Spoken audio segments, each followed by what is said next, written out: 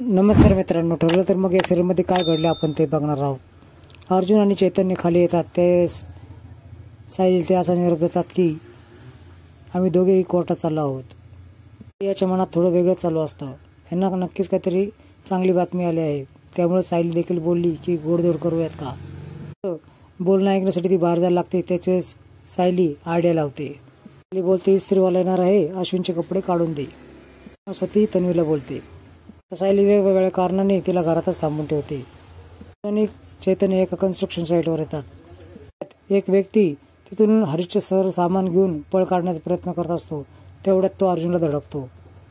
सर्वजण त्याचं सामान गोळा करतात। त्याच वेळेस हरीश शिंदेचं कार्ड अर्जुनच्या हाती लागतो आणि तो व्यक्ती तोच आहे असं म्हणते दोघे त्याच्या मागे पळतात।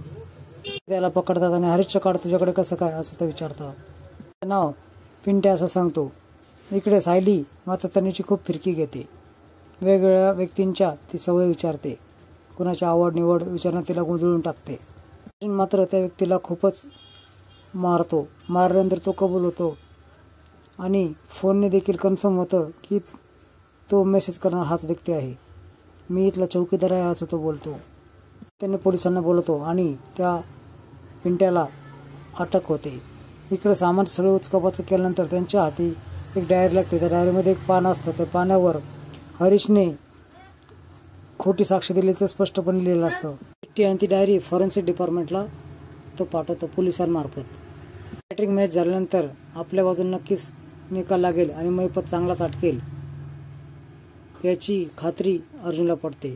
अशाच नवीन अपडेट्स बघण्यासाठी चॅनल सबस्क्राईब करा, बेल आयकॉन दाबा। व्हिडिओ पाहिल्याबद्दल धन्यवाद।